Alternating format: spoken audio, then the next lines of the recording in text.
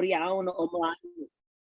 Ac, da chi'n gweld bod da ni'n recordio'r webinar. Dwi newydd cael neges gan Americanwraig I ddeud bod o'n recordio.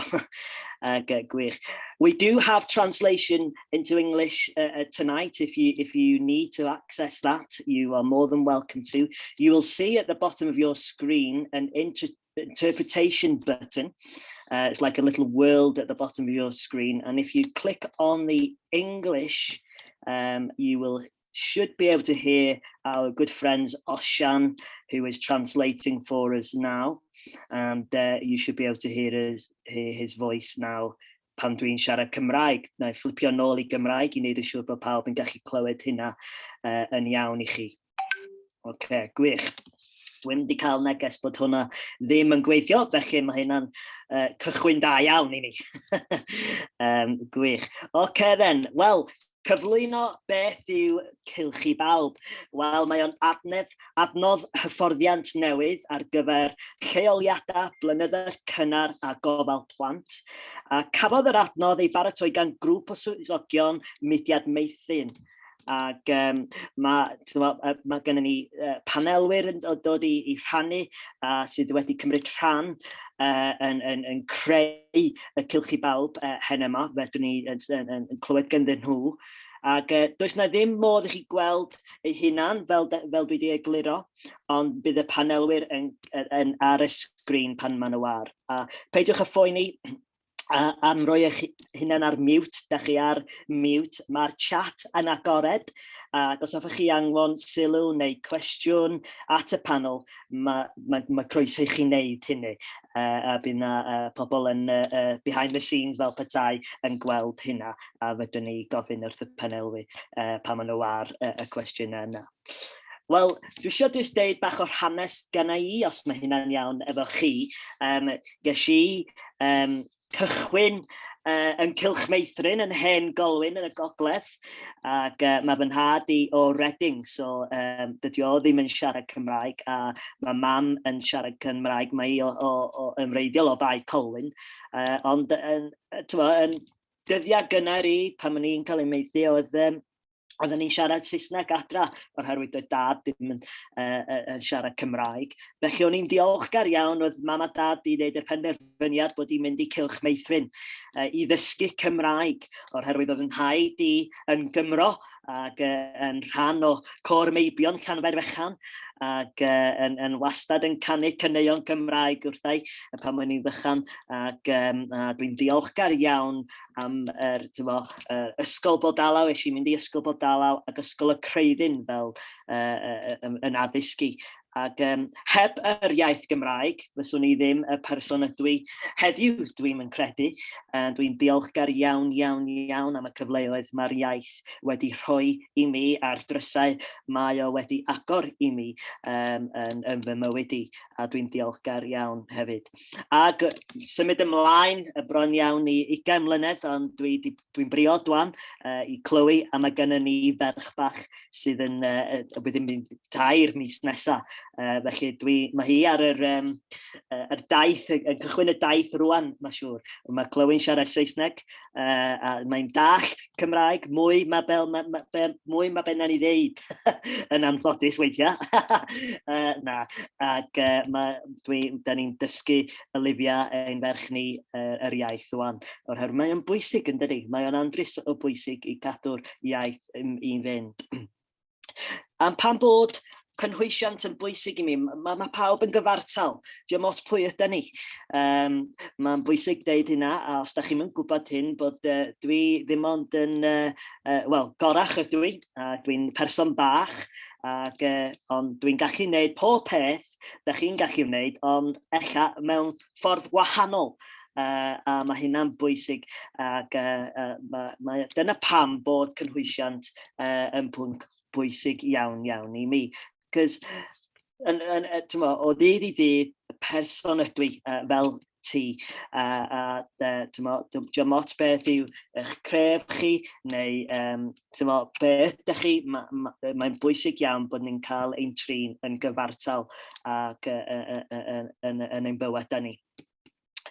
Gwych. Wel, dyna digon o fi yn ramblo. Dwi eisiau symud ymlaen wan os mae hynna'n iawn. Ac da ni efo'r panel cyntaf ni heno yma. A da ni'n falch iawn o gael panel gwych efo ni heno yma.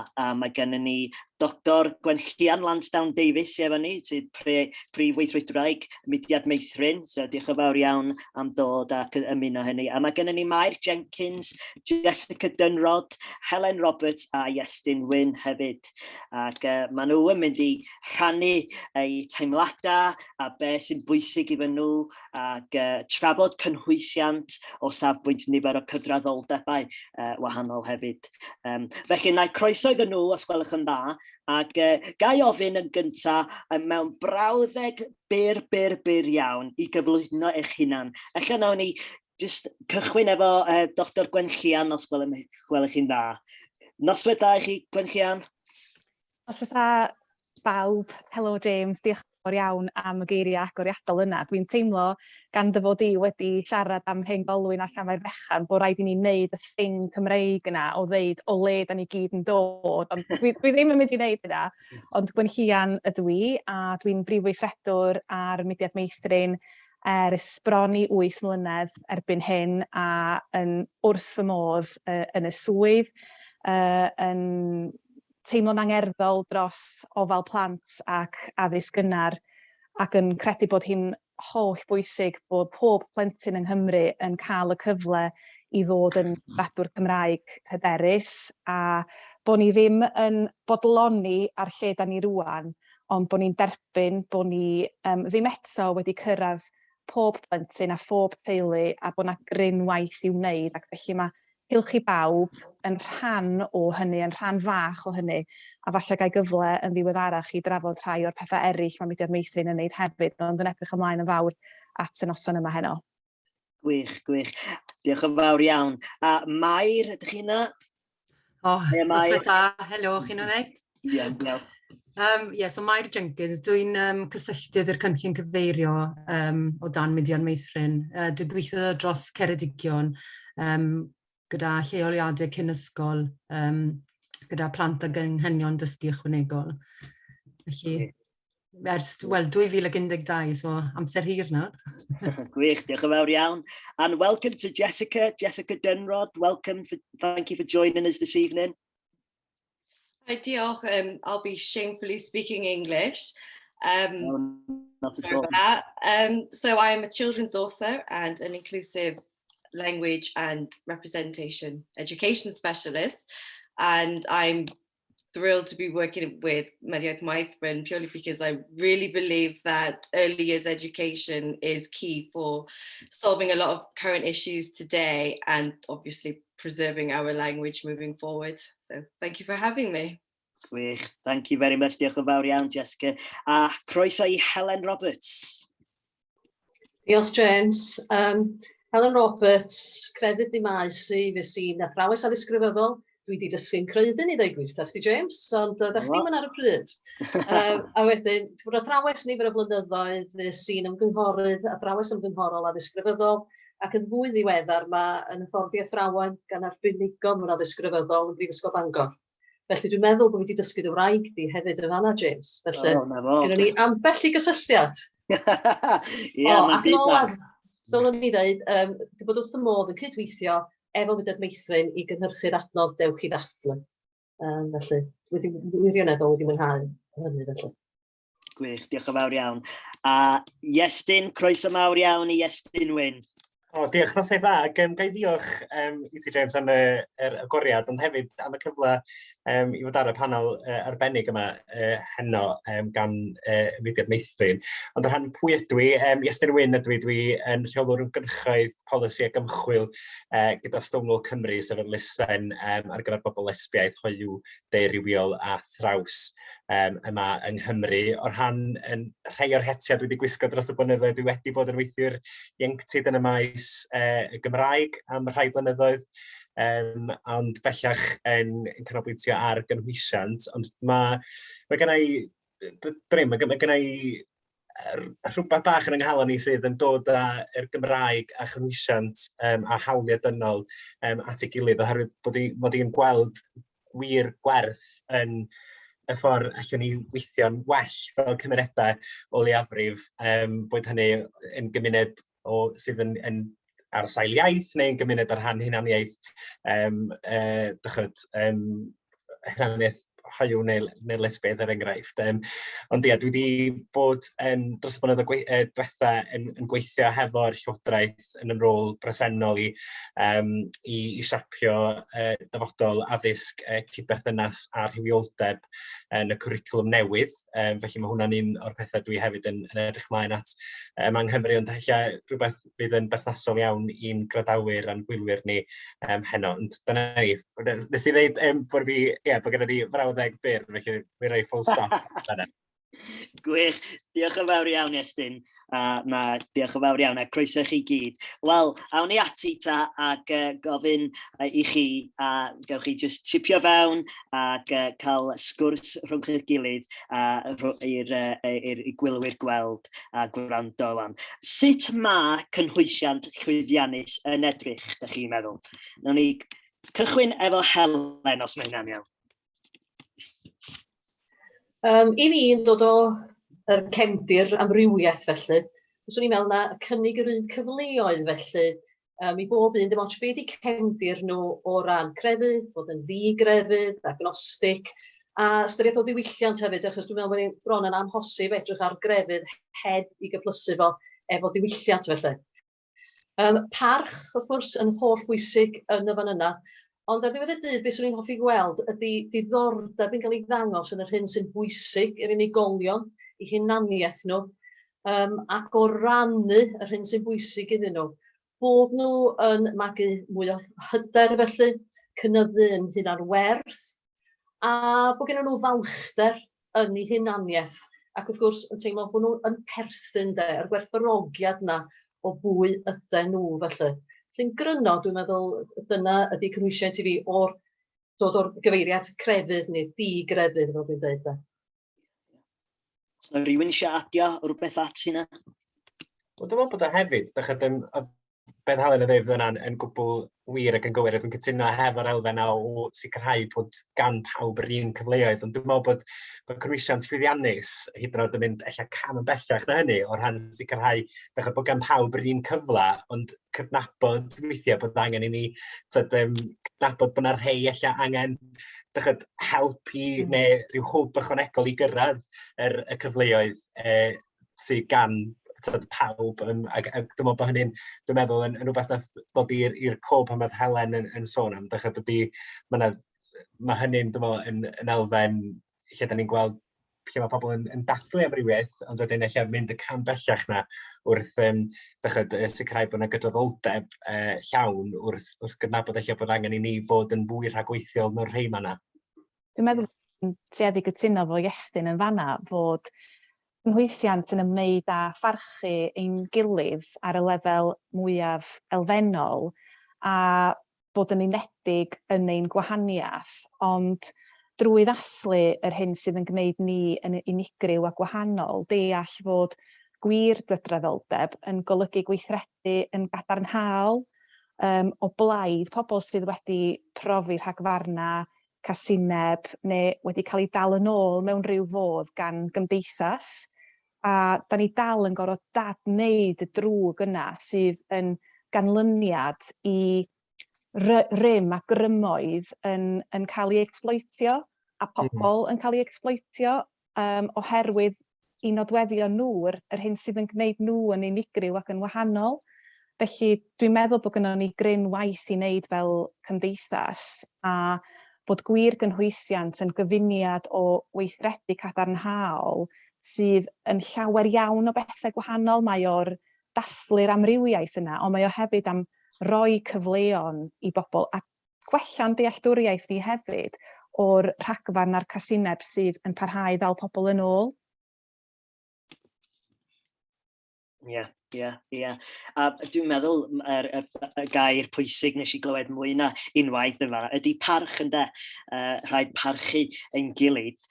Diom ots o le ydych chi o neu diom ots be ydych chi'n credu o pa sy'n tu ôl I chi.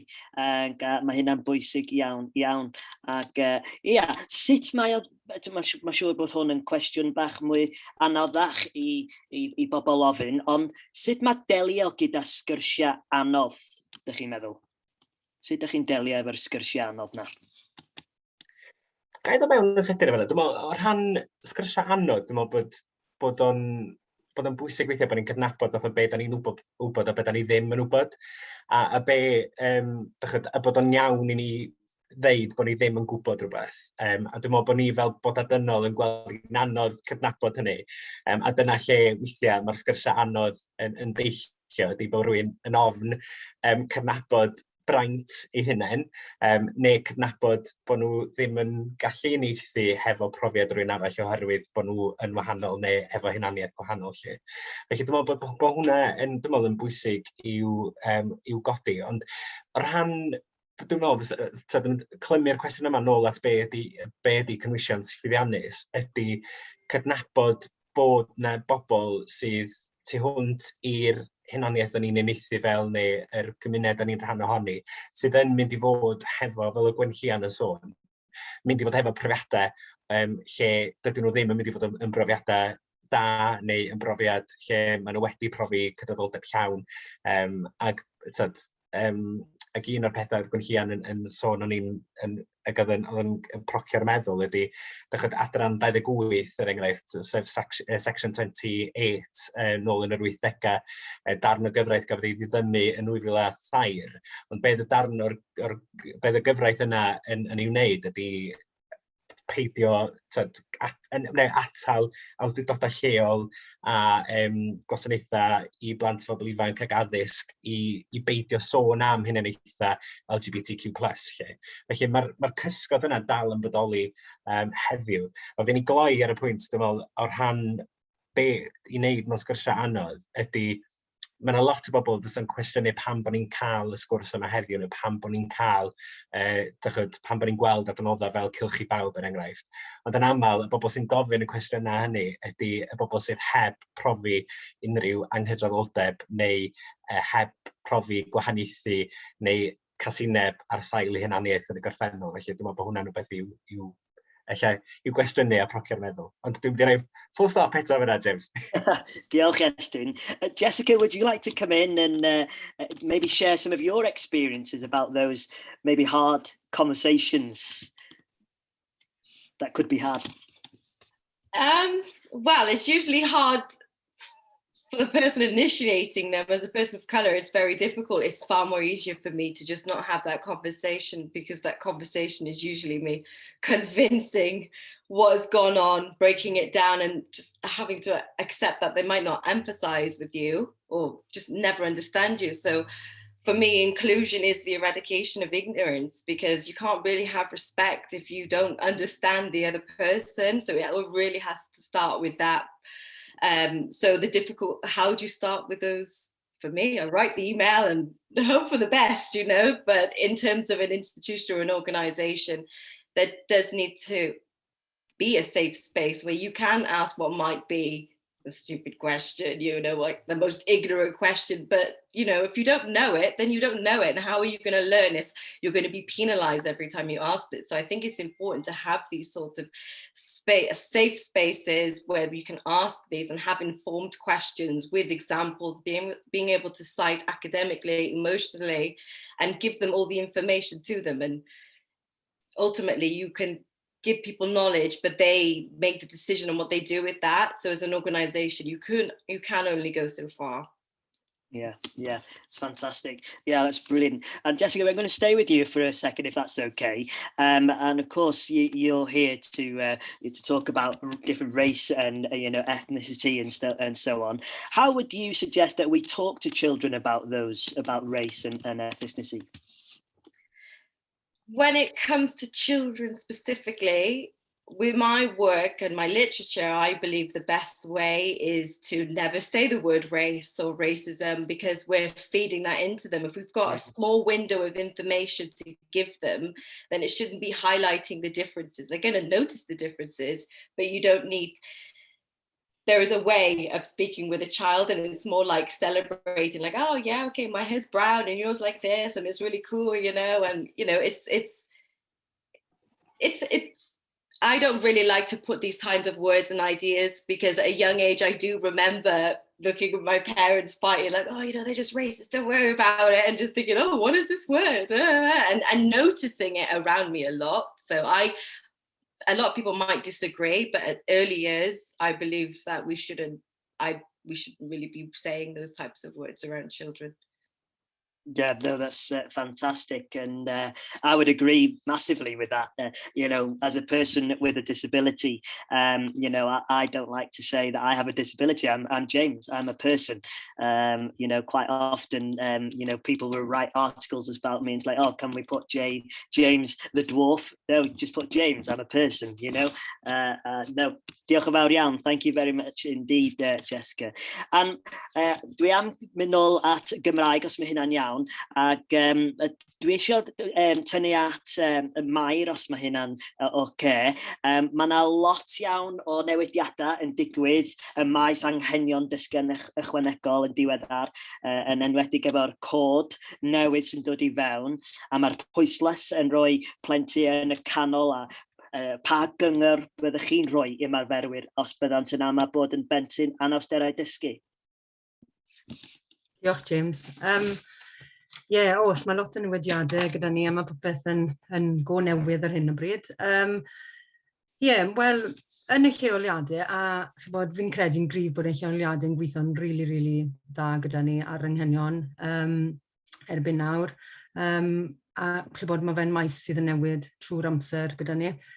Yn amlwg, pan mae plentyn yn dechrau lleoliad, mae'r plant yn fach, mae rhaid ni prwydleisio efe bod rhaid ni roi amser i'r plentyn i setlo, dilyn y plentyn, a fel llawer o lleoliadau, mae gyda ni ffordd o monitro, datblygiad plant, mae gyda ni ffordd o asesu yng Ngheredigion fan hyn, ni'n defnyddio'r welcome, mae gyda ni'r cyfnod sylfaen, felly mae'r gweithwyr yn wneud hyn fel yn automatic, maen nhw'n wneud yn rhan o ddydd y ddydd.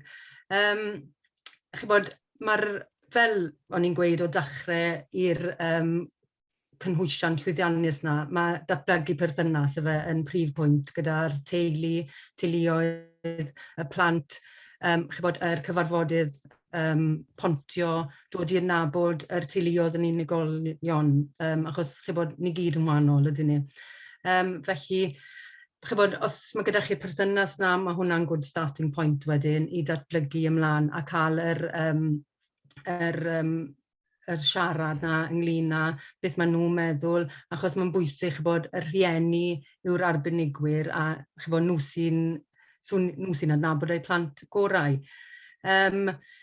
Fi'n teimlo fel rhan o Ceredigion hefyd, ni'n tîm eang, ni'n gweithio gyda'n gilydd, felly mae gyda y lleoliadau cysylltydd, mae gyda'r lleoliad therapydd iaith a lleferydd, ymwelwyr iechyd, felly mae pobl gyda nhw i mynd ato, fel ni'n gweud, pobl i ffonio wrth gwrs gyda caniatad rhieni, i trafod ac i cael yr trafodaethau yna yn byty'r plant os maen nhw'n angen.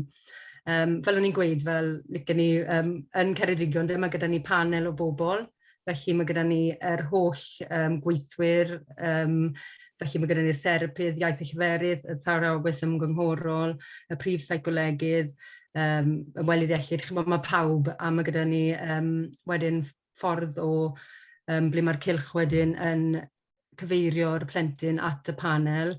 Wedyn ni'n datblygu perthynas gyda'r teulu ei hun, ac wedyn ni'n gallu wedyn monitro'r plentyn a'r teulu, fod na gyda'r teulu os mae unrhyw cwestiynau, achos na beth sy'n bwysig, bod y teulu'n cyffyrddus, bod y teulu'n hapus, a bod ni'n gallu cefnogi nhw fel ni'n gallu yn ôl yr anghenion.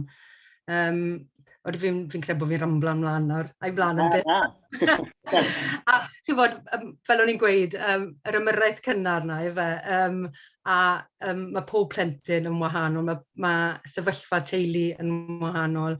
Chi'n bod, pan ni'n cydweithio gyda teuluoedd dros Ceredigion, mae nhw gyd yn wahanol, felly mae'n bwysig bod ni'n agored yn gwrando a bod ni'n helpu mor gwmynt y gallwn ni. A bod ni'n fel yr ymyrraeth cynnar na ac i monitro ac i wneud y trosglwyddo wedyn mlaen i'r ysgol y gorau gallwn ni yn ôl y plentyn a'r teulu, achos nhw sydd yn y canol amser. Fel ti'n egluro, mae pethau newid. Sut mae pethau fel one-page profile yn mynd i helpu? Ni'n gweithio lot ar yr proffil un tudalen. Mae'n dibynnu. Am bellwaith, fe gewn ni proffil un tudalen cyn bod y plentyn yn dechrau yn yr cylch neu'r lleoliad sydd yn gwych, a gewn ni cyfarfod pontio cyn i'r plentyn dechrau. A mae'r proffil i gyd am y plentyn. Felly, y plentyn sydd yn y canol. Ac wedyn, yn y cyfarfodydd na, ni'n cael cyfle wedyn i datblygu perthynas gyda rhieni, os mae rhieni'n hlwm, a'r asiantaethau i gyd. Felly, ni'n dod i adnabod y plentyn, ond ni'n dod i adnabod y rhieni hefyd yn syth, ac i datblygu, i dechrau'r perthynas na.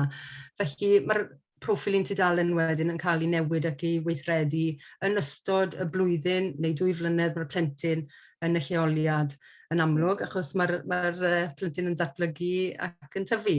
Felly mae hwnnw yn trosglwyddo wedyn ymlaen i'r ysgol, achos mae o gyd yn biti'r plentyn, mae dyn ni tri colwm, beth sy'n bwysig, beth ni'n admiro am y plentyn a sut ni'n gefnogi. So mae fe gyd ynglyn â'r plentyn ac mae fe'n good starting point, really.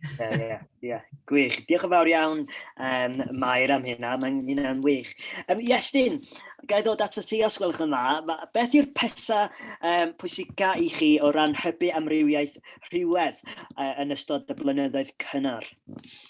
Dwi'n meddwl bod, pan dyn ni'n sôn am hunaniaethau LGBTQ+, neu yn y Gymraeg LHDTC+, ydy un o'r pethau cyntaf sy'n dod mewn i meddwl bobl sydd allan gweithio efo bobl ifanc a gweithio efo babanod sydd yn iau ac yn ifanc iawn i lle, ydy pam bod yn berthnasol a pham ddylai bod ni yn sôn am cyfeiriadaeth rhywiol er enghraifft, neu'r rhywioldeb hefo plant a phobl ifanc. Wel, dydy o ddim dyna yn y bon ydi, ond mae o am dathlu amrywiaeth, a dathlu bod yna bobl a theuluoedd gwahanol yn ein plith ni. Ac mae hefyd angen i ni meddwl yn fwy na just am y bobl ifanc, felly yr neiniau, y teidiau, yr rhieni sydd tu ôl i fywyd y plentyn, brodyr, chwiorydd ac yn y blaen. I ni mae o am cydnabod yr uned gyfan lle sydd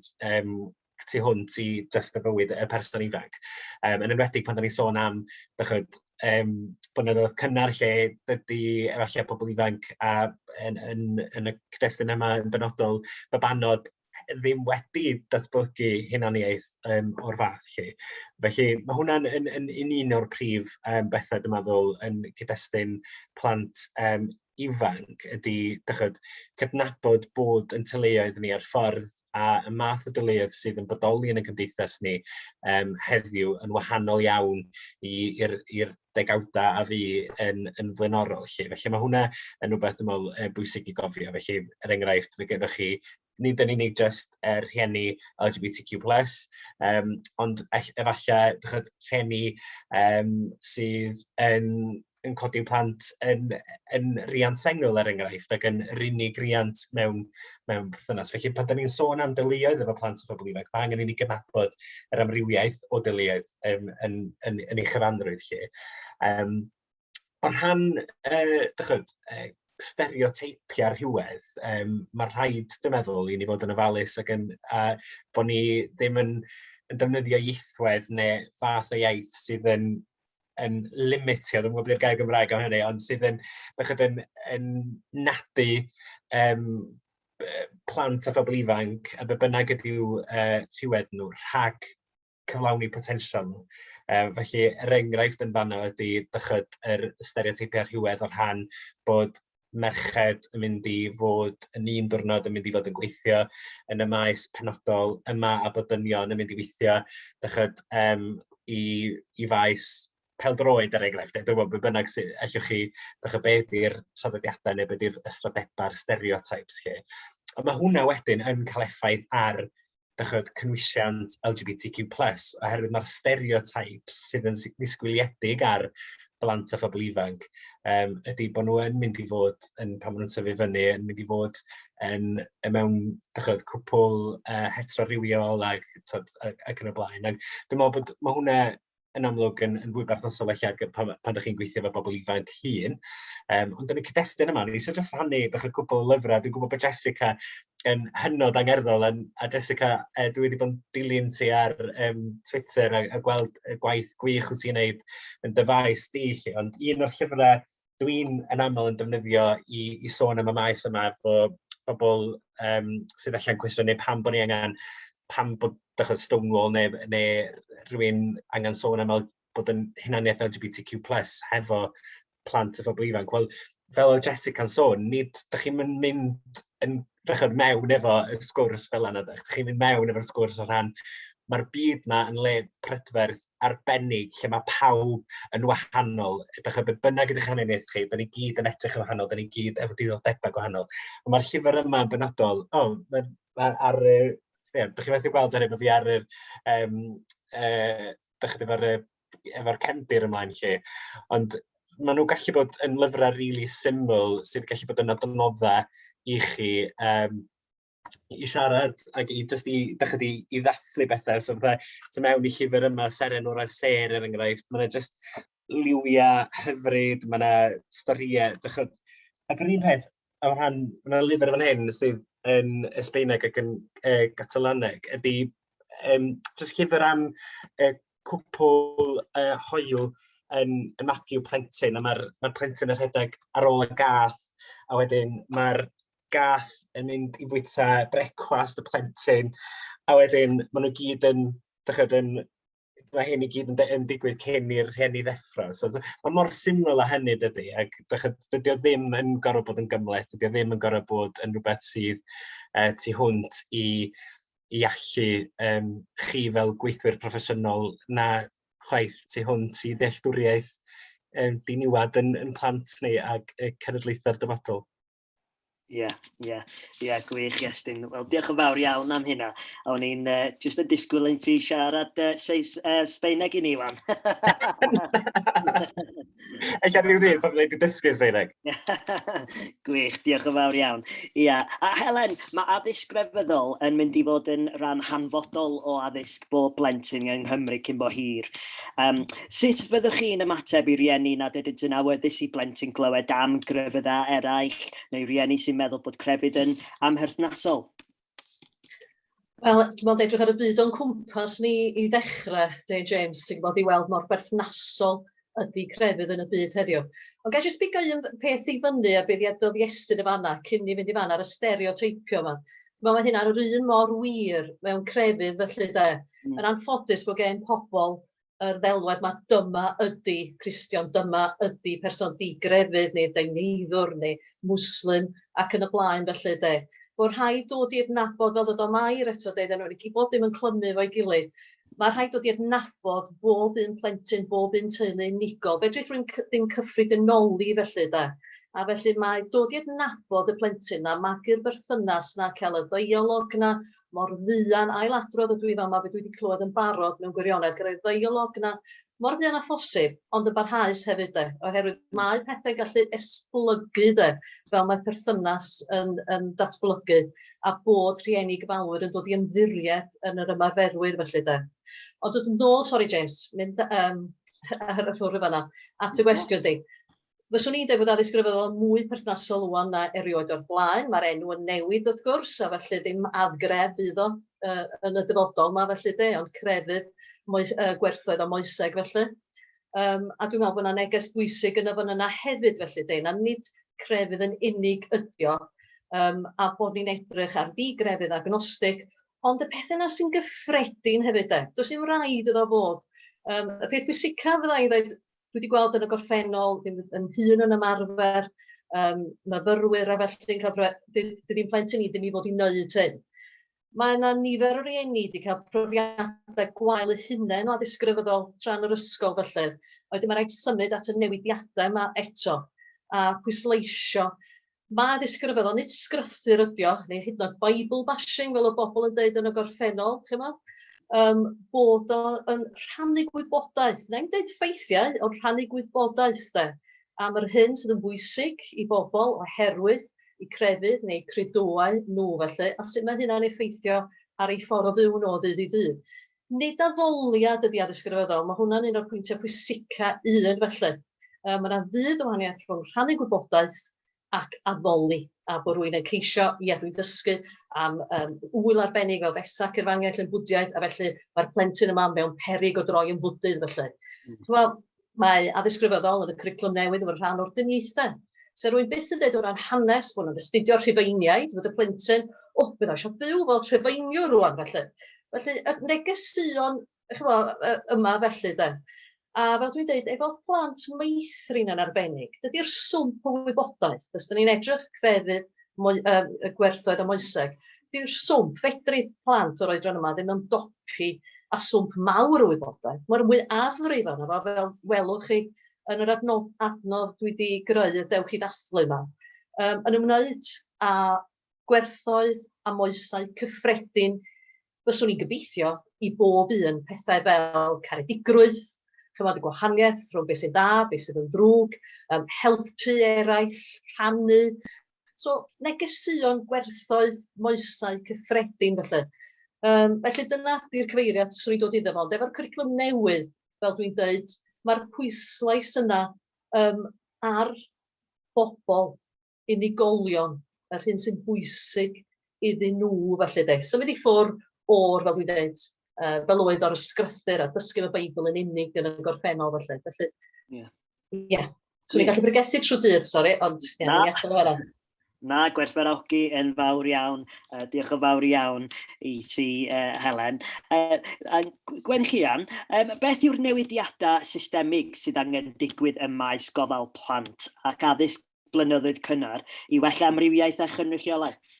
Mae hwnna'n gwestiwn anferthol, a lle mae rhywun yn dechrau, mae'r cwricwlwm newydd, dwi'n meddwl, yn rhoi cyfle gwirioneddol i ni i fod yn edrych a sut ydym ni yn unioni rhai o gamau'r gorffennol o safbwynt adrodd straeon pobl Cymru yn ei holl amrywiaeth, gyda phwyslais ar hanes Cymru Fu, enghraifft yn un elfen o hynny, a mae hynny'n rhan o'r gwaith mae Mudiad Meithrin wedi dechrau wneud gydag adnodd newydd o'r enw Cymru ni fydd yn cael ei gyhoeddi yn fuan, a'r gobaith ydy y byddwn ni yn tyfu ar y gwaith yna gyda mwy o adnoddau pwrpasol dros y flwyddyn nesaf.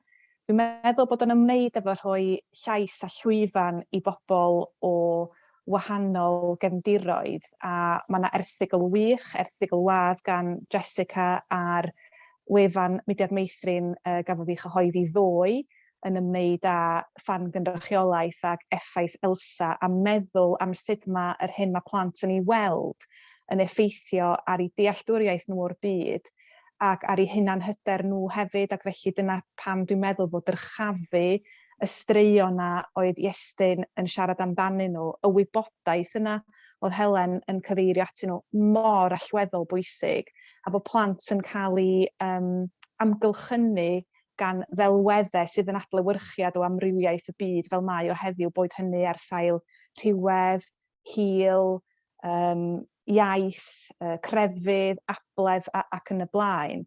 A parchu y plentyn, rhoid y plentyn yng nghanol y cyfan fel oedd Mair yn ei ddweud. Dwi'n meddwl bod y gweithlu'n allweddol bwysig, a dyna pam fod adnodd fel Cylch i Bawb yn mynd i fod yn allweddol oherwydd mae o'n wneud â rhoi sgiliau dysgu oddi ar yn gilydd mewn hyfforddiant ac yn y blaen. A beth da ni eisiau gweld yn y pen draw ydy llawer mwy o amrywiaeth o fewn y gweithlu blynyddoedd cynnar. Ac wrth gwrs, mwyn i hynny ddigwydd, mae rhaid i ni greu mwy o siaradwyr Cymraeg sydd o wahanol gefndiroedd, siaradwyr Cymraeg di-asiaid ac o leiafrifoedd ethnig, fel bod yn gweithlu ni'n dod yn llawer mwy cynrychioliadol o'r cymunedau mae Cylchoedd Meithrin wedi lleoli ynddyn nhw. Ond mae hynny'n mynd i gymryd amser i'w wireddu, oherwydd fel da ni'n gwybod o'r cyfrifiad, mae yna oddeutu 10,000 yn ôl data 2011 o siaradwyr Cymraeg di-asiaid ac o leiafrifoedd ethnig. Felly mae yna gryn waith i wneud ar gymaint o lefelau gwahanol. Does am un ateb hawdd nac amlwg, a rhan o hynny dwi'n meddwl ydy fod sefydliad fel Mudiad Meithrin yn herio'i hun, i wella'i hun o hyd. Beth gorffwys ar yn rhwyfa, meddwl, o na fo, da ni wedi gwneud yn gwaith rwan. Da ni wedi ticio'r bocs yna. Mae yna wastad lle i wella ar draws gymaint o feysydd gwahanol, polisia, data, cynhyrchu adnoddau, partneriaethau, pwy da ni yn cydweithio efo nhw, pwy da ni'n dysgu oddi arnyn nhw, a dwi wedi dysgu gan bawb sydd ar y panel yma heno mewn rhyw fodd neu gilydd, felly bod nhw'n gwybod bod fi wedi dysgu ganddyn nhw, ond mae pobl da chi'n gwylio o bell, da chi'n gweld sefydliadau eraill fel Stonewall Cymru i wneud y gwaith sydd yn digwydd o safbwynt y cod anghenion dysgu ychwanegol, y gwaith mae unigolyn fel Jessica yn ei wneud mor wych. Mae'n bwysig, mae'n dylanwadu, ac efallai fod y cyfryngau cymdeithasol yn gallu bod yn lefydd erchyll, ond mae yna rywfaint o ddaioni'n dod allan o'r ffaith bod ni hefyd yn gallu dysgu oddi ar yn gilydd a gweld lle mae angen i ni wella. Felly, dwi ddim yn meddwl bod yna un ateb i'r cwestiwn yna'n anffodus, James, mae o'n nifer o bethau gwahanol, felly mae yna hen digon o waith i ni gyd fod yn cario ymlaen a'i wneud. Yeah, diolch yn fawr iawn. Diolch. And Jessica, if you don't mind, I'm going to come back to you if that's okay. And, there's all sorts that we've heard and learned so much there from all of you. But I was just wondering, what would be your opinion, your vision to maybe improve representation in resources for the early years, if you like? My vision would see an end to tokenism and a few answers to questions that I don't even have. For example, I have invisible disabilities. How on earth do I represent that on the page? So I see people of all identities in every level of education producing the resources, because I mean, the book that Yestin just showed me, I would never have thought to have, like, say, 2 mums on it, because I never came from that, just as I don't expect white authors to draw Black characters, because there's a famous phrase, if you ask a horse to draw his god, he will draw a horse. We will identify from ourselves. So I think everybody contributing towards it and being represented amply, like not just one of each identity, but actually thoroughly speaking about the issues and discussing, say, the impact that the past has led, why we are having to decolonize our curriculum, and being quite honest about it. I've seen a lot of work being done at the moment on the Welsh curriculum now, and it is looking quite thoroughly, but that it could go further. We do have a climate crisis. We do need to tackle that, and our education system does need to acknowledge this and represent throughout it. So it's exciting time, but it's also kind of like, oh. Yeah, absolutely. Yeah, thanks so much, Jessica. Dwi'n gweld bod dwi'n gweld yr amser yn mynd, ond dwi eisiau gofyn un cwestiwn arall i chi gyd, os mae hynna'n iawn.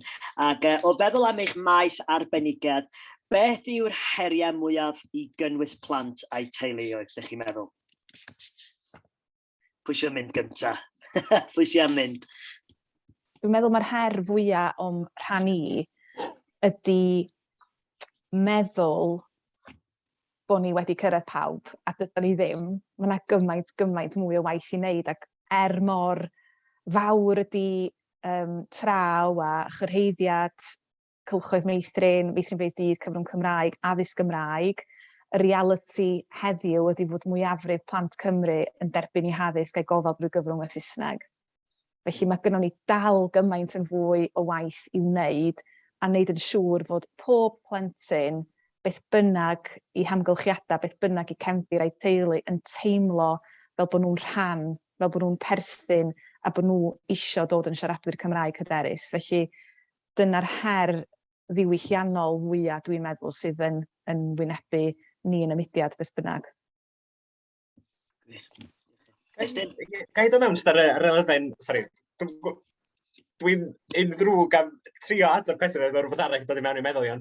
Gwyn chi yn y sôn o fan'na yn perthyn, dwi'n meddwl dyna ni'n trio cyfleu ar y cychwyn pan ma'n ni'n deud bod yna rhywbeth yn ynghalon ni sy'n dod ar Gymraeg a hyn yn eitha sydd eich yn cael ei ymylu neu yn fwy o leiafrif lle. Ydy, yr elfen o berthyn a da ni fel Cymru yn gwybod sut mae teimlo, be ydy'r teimlad yna i fod yn teimlo fatha bod chdi'n berthyn i gymuned neu'n berthyn i rhywbeth fel yr Eisteddfod neu i'r Gymreigtod neu be bynnag lle. Felly mae angen i ni just agor y drysau, dwi'n meddwl, i'r gair perthyn a fod yn fwy berthnasol ac lle mae pobl yn gallu teimlo fatha bod nhw'n berthyn i Gymru ac i'r Gymraeg hefyd. Dwi'n meddwl bod hwnna'n rhywbeth oedd yn taro tant pan oedd Gwyn Hian yn siarad. Ond ar rhan yr her, un maes i yn benodol o'r rhan hunaniaethau LGBTQ+ a chydraddoldeb ar gyfer bobl LGBTQ+. Dwi'n meddwl yn fyd-eang ar hyn o bryd, da ni yn wynebu heriau fawr fel cymuned, lle da ni'n gweld rhai gwledydd yn cymryd camau am yn ôl o'r rhan cynhwysiant LGBTQ+. Mae gennych chi Wlad Pwyl a Rwsia, lle da ni'n gweld enghreifftiau a Hwngari, lle da ni'n gweld enghreifftiau o llywodraethau yn dod â cyfreithiau wrth LGBTQ+ mewn i rym, lle mae o'n yn mynd ar ei nôl i gyfnodau mewn Prydain fel fysa Section 28 yn yr 80au enghraifft. Felly mae hwnna'n her, dwi'n meddwl, nid yn unig ar gyfer cynhwysiant bobl ifanc a babanod a blynyddoedd cynnar, ond ar gyfer cydraddoldeb LGBTQ+ yn ei chyfanrwydd sydd o ganlyniad wedyn yn mynd i cael effaith ar y ffordd ydyn ni yn cynnwys yn hunaniaethau ni o fewn sgyrsiau hefo plant a phobl ifanc a theuluoedd a y blynyddoedd cynnar. Ie, diolch. So rhywun arall eisiau dod i fewn cyn i ni symud ymlaen? Ga i dod i fewn yn sydyn? Siwr, Helen. Na, jyst o ran y maes yn hyn, fel dwi'n dweud, yr her sydd wedi bod ers ambell i flwyddyn, dwi'n meddwl, ydy argyhoeddiaeth rhieni a gyfalwyr, bod a ddisgrifol wedi newid, bod gen i rhywbeth gwerthfawr iawn i'w gynnig i bob un a gwerth i'w byd, felly bod pobl yn dod i nabod i gilydd, deall i gilydd, felly, a gwerth hynny'n hir dymor, felly. Felly argyhoeddi'r rhieni o hynny. Ymarferwyr, dwi'n teimlo, beidio bod ofn crefydd, de. A unrhyw, chi'n bod, fel ti'n dweud, cael y sgyrsianodd yma, a teimlo, chi'n bod, ofn pechu teip o peth, de. Mae hynny, de, so o ran y rhieni gyfalwyr, ymarferwyr, ac i fi'n hyn fel ymarfer, adnoddau trwy gyfrwng Gymraeg, please, mwy o adnoddau, efo'r holl ystod o amrywiaeth, de. Chi'n bod, achos dwi'n gwybod yn hyn o wneud yr adnodd dewch i ddathlu, mae rwy'n cyffwr ar wyneb dwi wedi gwneud sydd yma i ddau gwir efo'r prif gyfeddau'r byd ac yn gweithio'r deneiddiaeth rwan. Ond yr holl amrywiaeth yna, mae o'n faes anferth a mae o'n her anferth felly. Ie. Diolch yn fawr iawn, Helen, a diolch yn fawr iawn i chi gyd o'r panelwyr. Diolch yn fawr iawn, Jessica, Gwen Llion, Iestyn, Mair a Helen. Dwi'n gweld bod na gwbl o bobl wedi gofyn am y llyfrau, mae Iestyn wedi hateb, so diolch yn fawr iawn. Os yna rhywun eisiau gofyn mwy o cwestiynau neu sylw, rhowch nhw yn y chat, mae digon croeso i chi wneud. Ond am rwan, dwi am symud ymlaen os mae hynna'n iawn, a da ni am cael cyflwyniad sut i defnyddio'r adnodd a'r pecyn adnoddau mwy o wybodaeth gan Menna Machredd sydd yn ymuno hefo ni rwan. Croeso mawr i ti, Menna. Diolch yn fawr, James, a diolch yn fawr iawn i'r panel am y sgwrs ddifyr yna, a gymaint o'r negeseuon da ni wedi clywed fyna yn tanlinellu gwerth a'r negeseuon sy'n cylchu bawb hefyd, felly diolch yn fawr i chi gyd.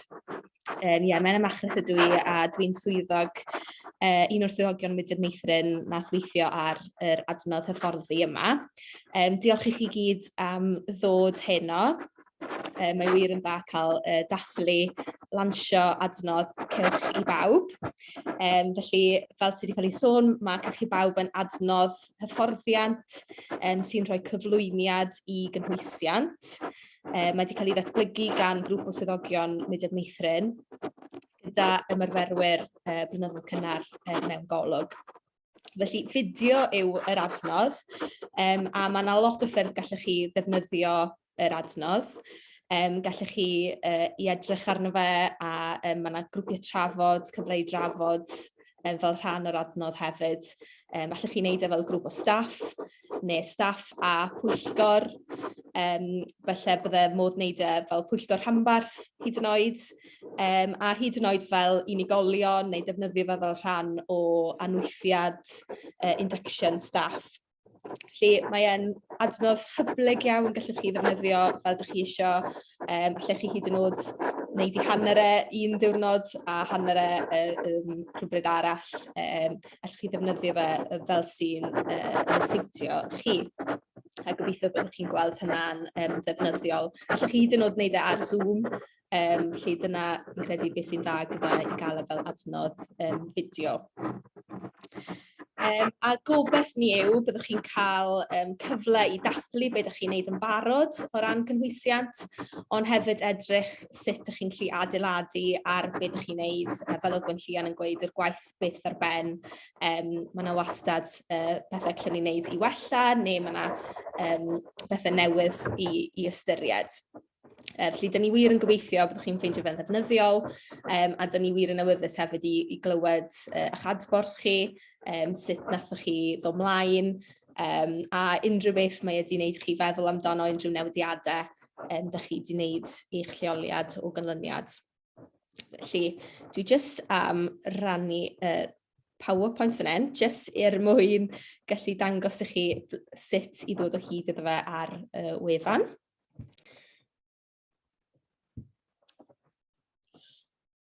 Felly, os ewch chi i adran adnoddau dysgu a datblygu ar wefan Mudiad Meithrin, fe welwch chi restr o adnoddau yna, a newch chi weld Cylch i Bawb ar y restr, newch chi glicio ar Cylch i Bawb, a wedyn fydd yna esboniad byr am gynnwys yr adnodd a link i'r ffurflen gofrestru. Os newch chi lenwi'r ffurflen yna, a wedyn byddwn ni'n trefnu bod chi yn cael link i allu cael y cyflwyniad a'i wneud e. Felly, gobeithio bod hwnna'n broses ddigon hawdd, a mae hwn yn agored i unrhyw un, dim ond cofrestru ar y wefan sydd angen. A mae'n dda i fi dweud bod y link yna'n fyw nawr, so os chi gofrestru yn syth heno, os ydych chi iawn. Mae'n ddrwg yna i sori ar draws yna, mae'n sŵn yn tarfu at y feicroffon. O, iawn. Right, okay. Bai fi hwnna, sori. Diolch, James. Felly gobeithio bod chi wedi cael chydig o'r wybodaeth yna, mae prif wybodaeth ar y sleid fyna o ran sut i ddod o hyd i'r adnodd. Mewn rhai wythnosau wedyn, ar ôl chi gofrestru, byddwch chi'n derbyn ffurflen wrthon ni, a wedyn, os wnewch chi llenwi'r ffurflen yna, a bydd hwnna'n gyfle i ni glywed wrthoch chi, am sut ydych chi dod mlaen gyda'r adnodd, a wedyn os ydych chi'n eisiau chwilio am gyngor pellach neu unrhyw cwestiynau sydd wedi codi wrth bod chi'n gwneud yr hyfforddiant, mae'r cyfle i chi godi hynna yn y ffurflen, neu wrth gwrs gallwch chi wastad gysylltu gyda swyddog cefnogi, a os ydych chi eisiau codi unrhyw beth, a bydd swyddog cefnogi'n gallu cyfeirio chi at mwy o wybodaeth, neu at ni fel grŵp o swyddogion nath datblygu'r adnodd yn Mudiad Meithrin. Felly, y newyddion cyffroes gyda fi rannu heno yw nid yn unig bod gyda ni hyfforddiant Cylch i Bawb, ond bod gyda ni pecyn Cylch i Bawb. So pecyn Cylch i Bawb, llyfrau a theganau sy'n dathlu amrywiaeth pobl Cymru. Mae hwn yn becyn arbennig sydd wedi cael ei roi at ei gilydd gan swyddogion Mudiad Meithrin, a dyn ni wedi bod yn chwilio am adnoddau addas llyfrau a theganau. A wedyn bydd y pecyn yma ar gael i bawb sy'n cofrestru ac yn gwneud yr hyfforddiant Cylch i Bawb. Felly, os ydych chi'n cofrestru i gael yr hyfforddiant ac yn dilyn yr hyfforddiant, byddwn ni wedyn yn anfon y pecyn yma i chi. So mae am ddim, ond mae'n nifer cyfyngedig, felly cyntaf i'r felyn yw hi. A mwyn bod â cyfle i derbyn pecyn, bydd angen i chi gofrestru a dilyn yr hyfforddiant cyn diwedd mis Mawrth. Felly, ewch ati i gofrestru, ewch ati i wneud yr hyfforddiant, a wedyn mae gyda chi gyfle wedyn i dderbyn pecyn Cylch i Bawb. A fel oedd y panel yn sôn, mae adnoddau mor bwysig, felly dyn ni wir yn gobeithio bydd cael yr pecyn o adnoddau yma jyst yn hwb ac yn help i chi yn eich lleoliad chi i gynyddu amrywiaeth. Wedyn yn gobeith ni yw adeiladu ar Cylch i Bawb, felly gobeithio dros yr blynyddoedd nesaf, byddwn ni'n cynnig mwy o hyfforddiant ar thema Cylch i Bawb. A hefyd, dyn ni wedi ail-enwi un o wobrau y Mudiad Meithrin, sef gwobr cynhwysiant yn wobr Cylch i Bawb. A mae'n dda fi dweud bod enwebiadau ar agor ar gyfer y gwobrau.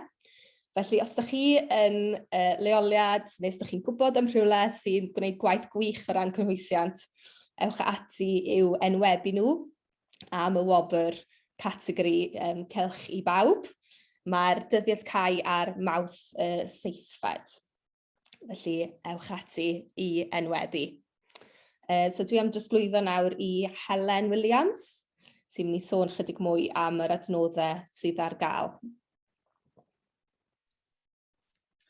Diolch Menna.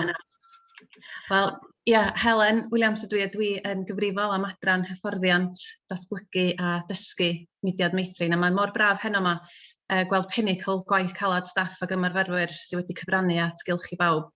Mae'r gwaith i gyd yn testament i gydweithio at y weledigaeth ar awydd go iawn i wneud gwahaniaeth. Felly dwi'n falch o fedru manylu heno yma mudiad sydd mynd i gyfoethogi gwybodaeth, profiadau, a sicrhau bod pawb yn gwybod bod croeso cynnes a'r ymdeimlad yna o berthyn i deulu mawr Mudiad Meithrin. Felly dyma i chi'r adnoddau ac mi gychwynna ni hefo dewch i ddathlu. Os awn ni ymlaen sleid. Diolch.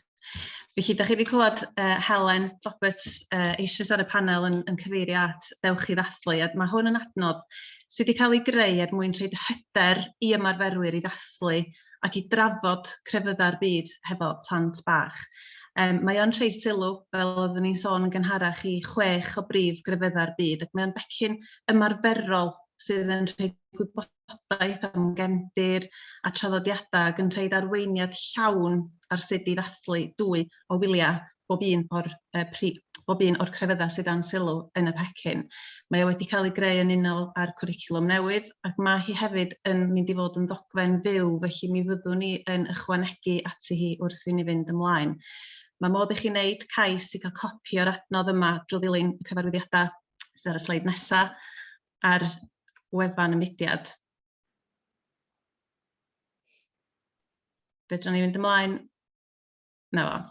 Felly, os ydych chi'n dilyn y cyfarwyddiadau yma, mae modd i chi archebu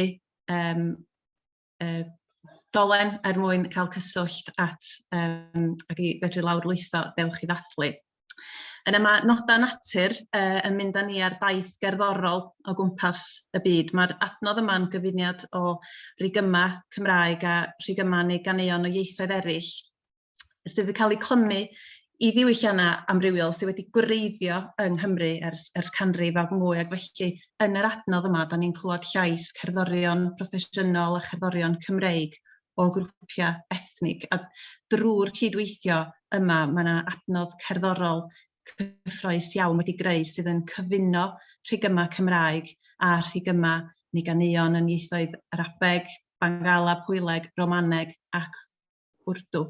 Ac yn yr un modd, mi fedrwch chi gael mynediad at yr adnodd yma drwy ddilyn ddolen sydd ar yn gwefan ni. Os ydyn ni fynd ymlaen i'r sleid nesaf i ddangos yr cyfeiriad. Dyna ni. Felly mae popeth i gael drwy wefan neu drwy ddilyn y ddolen i Academi ac wedyn adnodda dysgu a datblygu. Yr adnodd nesaf ydy Cymru ni. Ni hwn i fyny ar y sgrin. Dyma ni, mae hwn yn adnodd newydd sbon, felly mae hwn yn exclusif i chi gyd heno. A mae'n adnodd sy'n cyflwyno hanes cymunedau du Cymreig drwy gyfres o straeon byrion. Maen nhw'n straeon ysbrydoledig iawn, maen nhw'n bositif ac yn addas ar gyfer eu cyflwyno yn y lleoliad. A mi fydd y straeon yn cynnwys yn ymysg hanes Betty Campbell, Colin Jackson a therbysgoedd hil 1919, felly trawstoriad a gwybodaeth wych am hanes pwysig iawn. Mi fydd rhaid i chi wylio y gofod yma am wybodaeth ynglŷn â pryd geitho i gyhoeddi, felly gnewch yn siŵr bod chi'n dilyn ni ar y cyfryngau cymdeithasol mwyn i chi gael gwybod pryd ac o lle i gael mynediad at yr adnodd yma. Ac wedyn i orffen, da ni'n mynd am dro i Cwm Perthyn.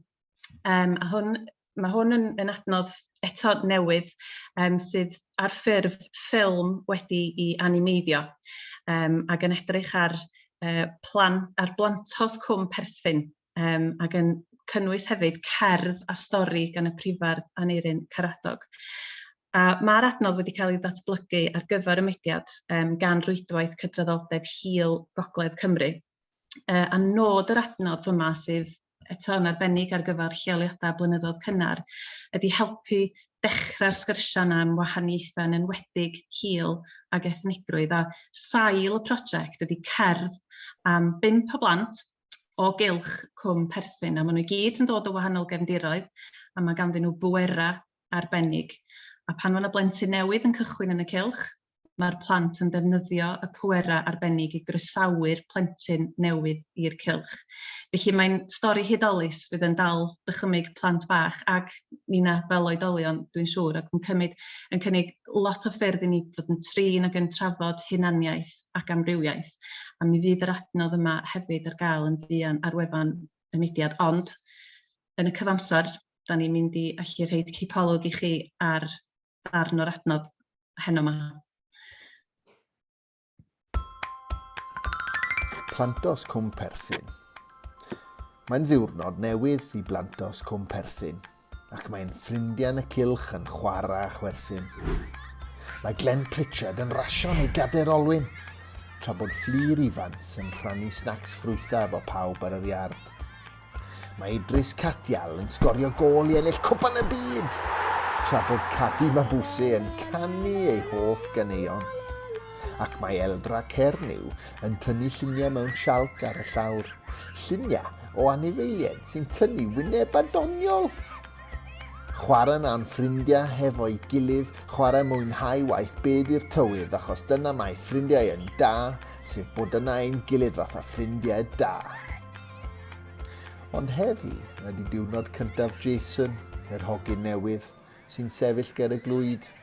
A thrwy giat y Cylch Meithrin, mae Jason yn gweld plantos sy'n brysur, mor brysur yn rasio, rhannu snacks ffrwytha, sgorio goliau, canu caneuon a thynnu lluniau. Mae Jason yn teimlo'n ofnus, isio crio, yn poeni na fydd ganddo ffrindiau o gwbl. Ddim yn gwybod os fedrith o wneud yr holl waith caled bydd Miss yn ei roi, ac mae Jason yn hiraethu am ei fam. Bod mam yn dal ei law, ger giat y Cylch Meithrin. Yn ffodus i Jason, yr hogyn newydd, mae plantos Cwm Perthyn yn blantos llawn hyd a lledrith. Mae gan bob un ei ddaw, mae gan bob un ei bwer hudol. Gwyliwch felly beth sy'n digwydd nesaf.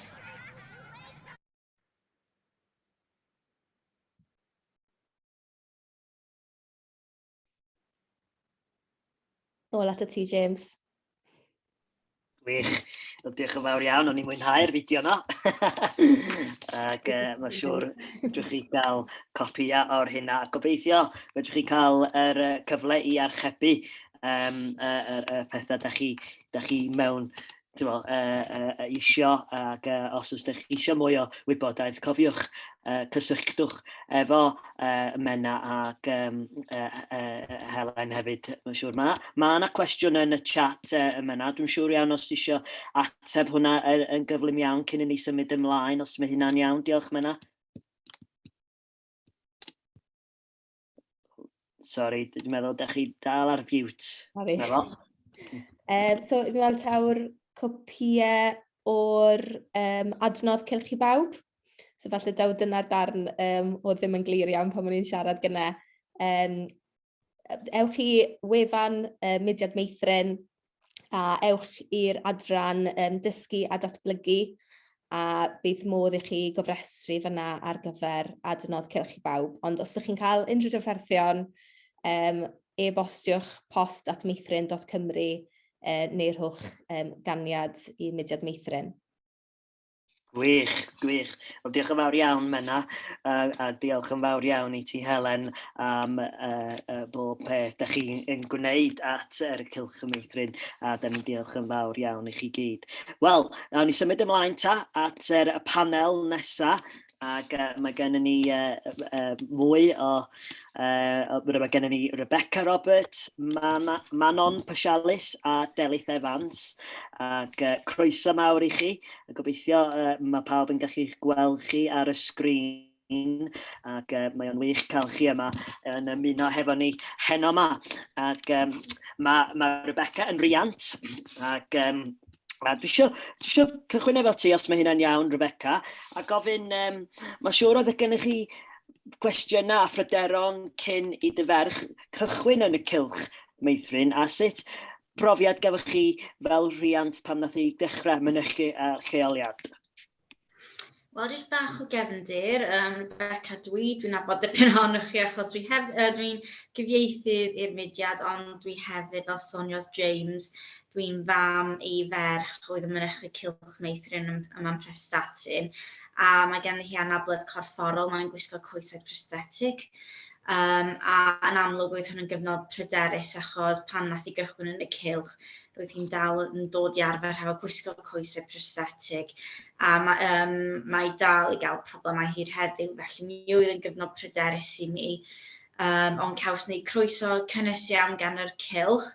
Doeddwn ni byth yn teimlo fod o'n broblem petawn ni'n mynd atyn nhw i holi am rhywbeth neu codi pryder.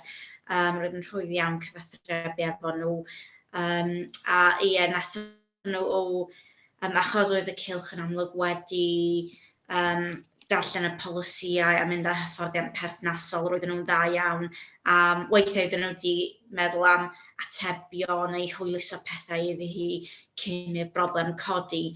Enghraifft, pan oedd ni'n mynd ar tripiau ysgol, oedd yn golygu cerdded, roedden nhw wedi ystyried mynd â buggy rhag ofn bod hi'n blino, neu mi oedden nhw'n da iawn yn gysylltu efo fi a trefnu fy mod i ar gael i picio draw i godi hi os oedden nhw am gerdded nôl o'r parc, a mi oedd yn rhy bell, pethau bach fel yna. Y cyfathrebu oedd yn bwysig, oedd yn bwysig iawn i ni fel rhiant. Ie. A sut nath y plant eraill ymateb eich merch? A sut ddaru'r staff ymateb i hynny? Wel, mae plant fach yn chwilfrydig iawn ein natur. Dydyn nhw ddim yn fwriadol gas, ond weithiau oedd y cwestiynau medru mynd dan groen fy merch, a dwi ddim yn beio hi achos petai rhywun yn dweud, pam o ti'n gwisgo sbectol bob tro ti'n gadael y tŷ, dwi'n meddwl fos ni'n mynd y fferb. Felly, mi oedd brofiad rhwystredig i pan mae plant yn amlygu'r ffaith bod hi'n wahanol iddyn nhw. Ond pan aeth o'n broblem a mi oedd rhai plant yn hoffi cyffwrdd eu choesau ac yn trio tynnu nhw. Oedd rhaid mi gamol staff y Cylch am fod yn wych. Fe wnaethon nhw meddwl yn syth bin am defnyddio amser cylch fel cyfle i ddod â plant at ei gilydd a trafod parchu cyrff ein gilydd. Dydy fod yn wahanol ddim yn golygu bod gennych chi'r hawl i gwneud i rywun deimlo'n anghyfforddus, bod ni'n ffrindiau ac yn garedig yn gilydd. Felly nath nhw delio efo'r sefyllfa'n dda iawn. A fel rhiant oeddwn ni'n dawel fy meddwl unwaith i mi godi'r pryder, oedden nhw'n mynd i weithredu a chadw llygaid arni hefyd i sicrhau doedd hi ddim yn dechrau mynd yn anhapus yn y cylch eto. Felly, dim ond un achos gawson ni a nath nhw delio efo'r peth mor dda, doedd o ddim yn broblem traidd yn y cylch. Gwych. Ac ar ôl yr profiadau ti wedi cael, pa fath o gyngor fyddwch chi'n rhoi i leoliad ynglyn â wneud a rieni? Yn gyntaf fel sones i gynt, cyfathrebu, creu amser i gael sgyrsiau. Mae hynny'n medru fod yn anodd hefo Covid, ond mae pethau fel yr apiau, Class Dojo neu medru textio neges yn wych, achos un peth doeddwn ni ddim yn sylweddoli cyn i mi ddod yn fam i blentyn ac anabledd, oedd pa mor newidiol mae cyflyrau medru fod, boed nhw'n corfforol, rhai ymddygiadol neu feddyliol. Mae pethau medru newid o un dydd i'r llall a mae'n help mawr fedru danfon neges ydyn ni ddweud, dyn ni'n cael problemau heddiw, mae'n teimlo rhwystredig heddiw, fel bod y cyfathrebu medru digwydd ar y bore wrth fynd â'r plentyn i'r cylch. Felly mae hynny'n bwysig iawn. A paid â fo'n bryderus am gael y sgyrsiau sensitif anodd nath ni sôn am gynt, achos does dim disgwyl i ymarferwyr bod yn arbenigwyr ar bob un pwnc a pob un cyflwr, ond mae rhaid fod yn barod i ddysgu mwyn ymateb i anghenion y plant, a fel soniodd rhywun yn gynharach, y rhieni ydy'r arbenigwyr, nhw sy'n eiriol dros y plant, sgwrsio efo'r rhieni a'r teulu a'r plentyn hefyd, ffindiwch allan pa dermau maen nhw'n hoffi defnyddio, achos dydy plant fach ddim yn hoffi am y derminoleg meddygol, fel oedd fy merch i pan gafodd hi goesau pink sparkly, oedd hi'n galw nhw yn princess legs, coesau princess. Felly dwi'n siŵr bod hynny wedi peri trafferth heblaw fy mod i wedi egluro wrth ymarferwyr. So siaradwch efo'r plentyn a'r rhieni pa dermau, pa dechnegau sy'n gweithio, beth i wneud, y tweaks i helpu plant sy'n profi rhwystredigaeth, a trin y plentyn fel unigolyn. Yn amlwg dwi'n siŵr bod y cylchoedd i gyd yn gwneud hynny a bod yn ymwybodol gall anhawsterau neu anableddau arwain at newid mewn ymddygiad a cadw llygad ar y plentyn, monitro nhw yn gyson ac adrodd yn ôl i rieni hefyd, fel bod ni'n gwybod os oedd na rhywbeth yn peri trafferth i'r plentyn yn ystod y cylch, mi fedrwn ni sicrhau bod y problem yn cael ei ddatrys neu bod ni'n helpu'r plentyn ac yn cynorthwyo nhw adref. Felly cyfathrebu, mae'n hynod bwysig, a bod ofyn cael sgyrsiau anodd, a gofyn i'r rhieni sut medryn nhw cefnogi'r plant. Ie, a i fi, o'n i'n gwybod bod fy mhlentyn yn cael ei cynnwys yn y cylch, achos daeth hi ddim adref erioed a dweud, wel, doeddwn ni ddim yn medru gwneud beth fy ffrindiau'n gwneud, oedd rhaid i fi, neu oedd ni ddim yn medru gwneud hyn a'r llall. Oedd hi yn teimlo'r un fath a'i ffrindiau, a mi oedd hynna'n beth gret, achos am blynyddoedd oedd wedi cael y profiad o methu cerdded iawn, methu rhedeg, methu reidio beic, ond trwy wneud addasiadau nath y cylch helpu hi i wneud popeth oedd pawb arall yn wneud. Dwi'n diolchgar iawn iddyn nhw am wneud hynny. Ie, gwych. Diolch yn fawr iawn, Rebecca. A dwi'n meddwl y gair pwysig iawn yn y profiadau chdi a fi, ddeud y gwir, ydy'r cyfathrebu. Mae rhaid i ni cadw'r drysa cyfathrebiad agor o hyd. Mae rhaid i ni cael y two-way conversations fel petai o hyd a bod yn onest ac yn agoriadol efo pob peth yn y sefyllfa oedd da ni'n delio hefo. Na, gwych, diolch yn fawr iawn. iawn am rhannu hynna efo ni. A mynd mlaen ati i Manon Pasialis, a hi yw arweinydd Cylch y Parc yng Nghaerdydd. Croeso mawr i ti, Manon.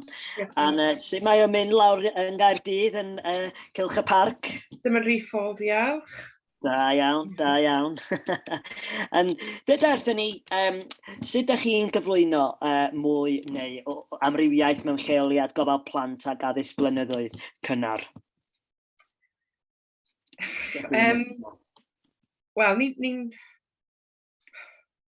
Mae'n siŵr sydd i ateb o mi. Ni'n trio cynnwys popeth. Wel, pan mae plant yn dechrau dyn ni'n edrych ar dogfennau nhw, a ni'n gweld o pa cefn beth bynnag maen nhw'n dod, a ni'n trio wneud siŵr bod ni'n, os maen nhw'n dilyn nhw crefydd, ni'n trio wneud siŵr bod ni'n cynnwys hwnna, ond heblaw ni'n trio cynnwys popeth trwy gydol y flwyddyn ta beth. Ni'n neud y wir, ni'n jyst yn trio cymio mewn i cynllunio ni trwy gydol y flwyddyn. Sut ydych chi, mae'n siŵr ydych chi wedi cael profiad da lle mae plant wedi gofyn cwestiynau reit anodd ella, a sut ydych chi wedi delio efo yna? Os maen nhw wedi gofyn cwestiwn am rywun sydd efo anabledd, neu hil ag agynnythrwydd, neu cref, sut ydych chi'n delio yna? Wel, mae un llyfr ni'n licio dilyn, mae'n iawn bod yn wahanol, gan Todd Parr.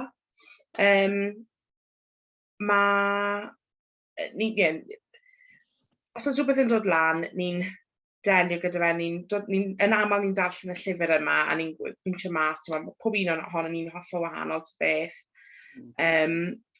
A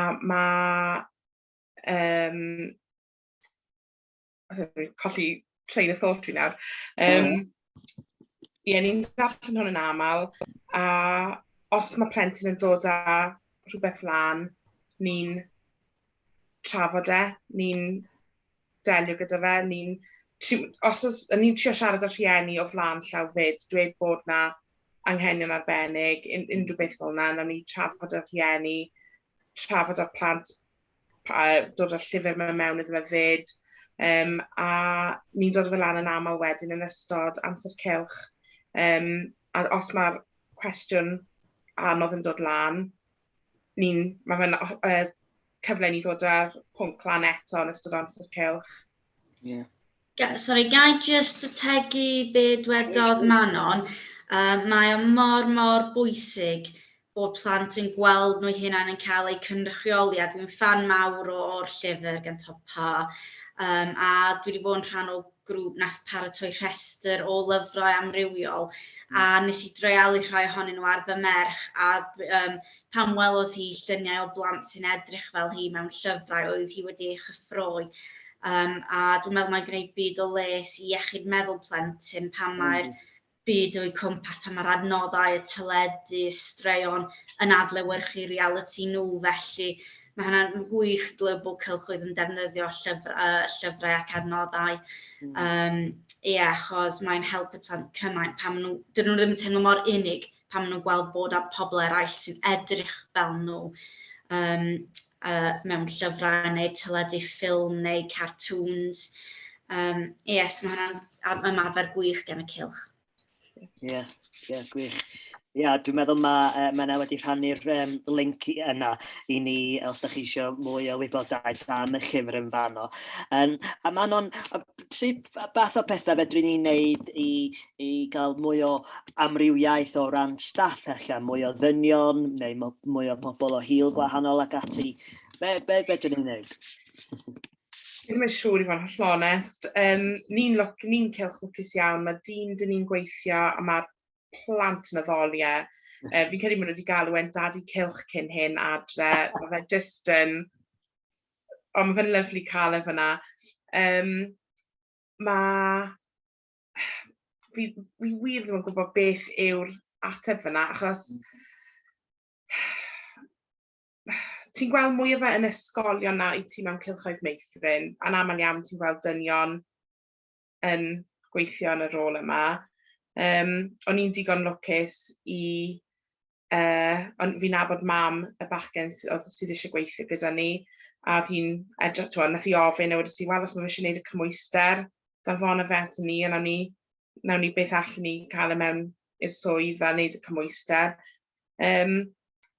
Dechrau nhw'n ifanc, so y ffaith bod John gyda ni nawr, mae'n rôl neis, fi'n gwybod bydd y plant sydd wedi bod gyda ni nawr, mae 2 flynedd diwetha wedi gweld John yn y rôl yma.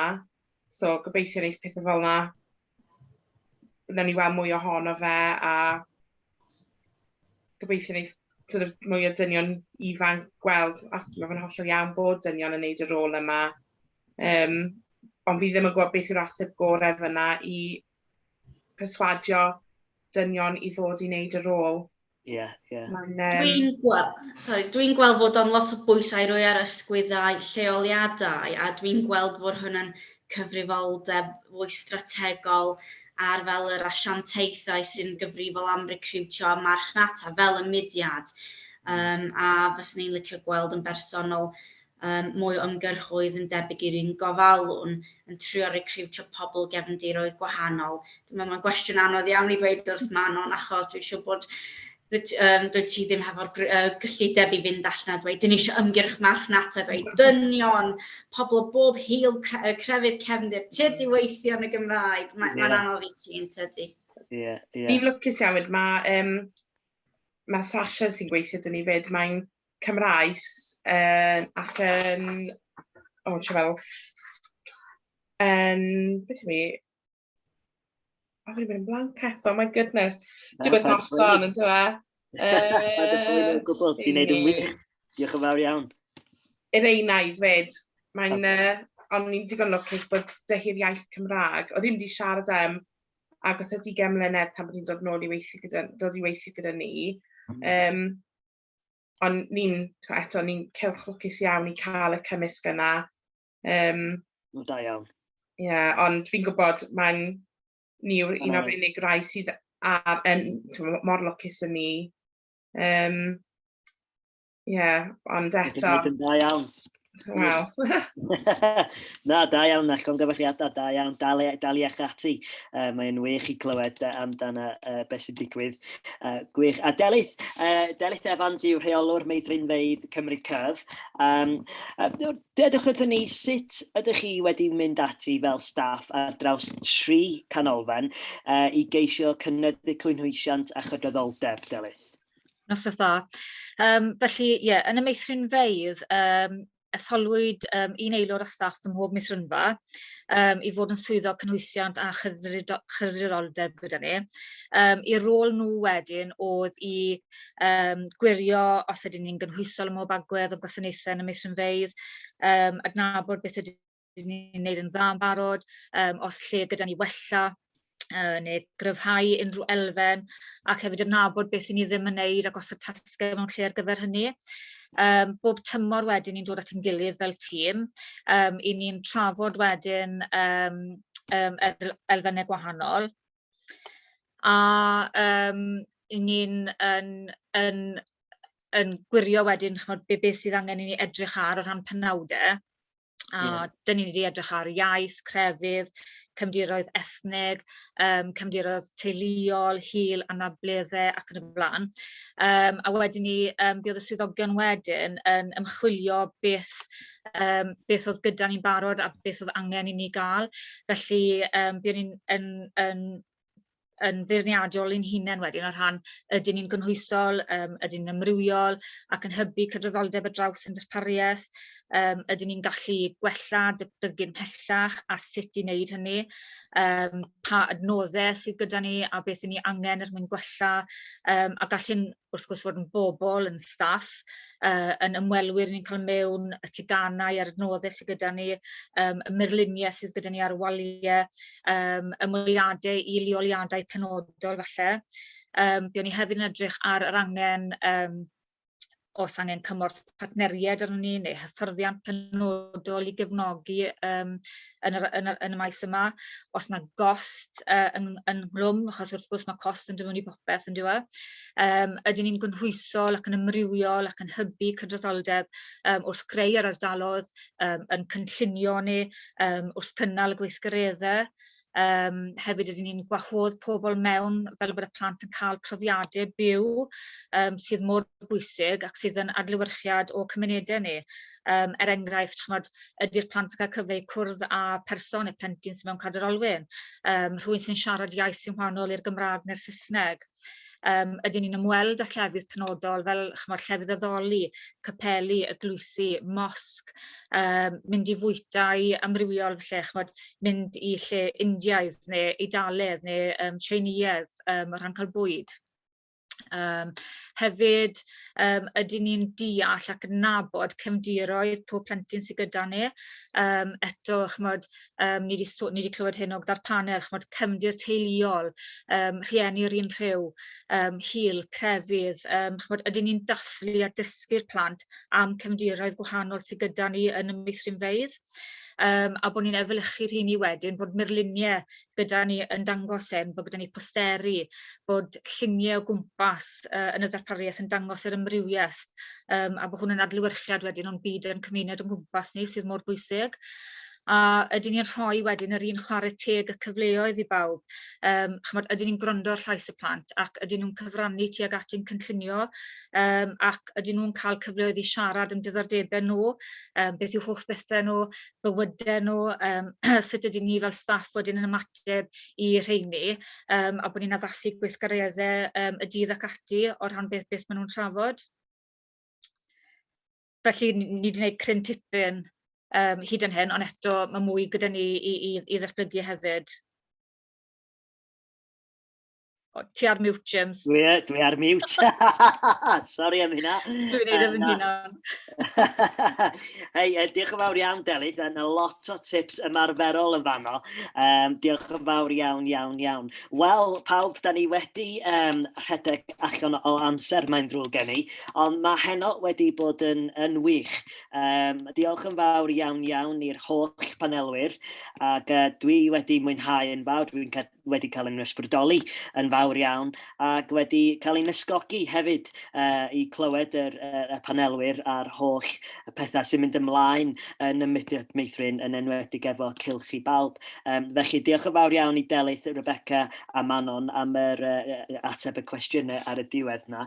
A gai hefyd diolch yn fawr iawn i Osian o Gwmnico am gyfieithu i ni heno yma. Diolch yn fawr iawn i ti, Osian, ac da ni wir yn werthfawrogi ti bod yma heno yma. Diolch yn fawr iawn.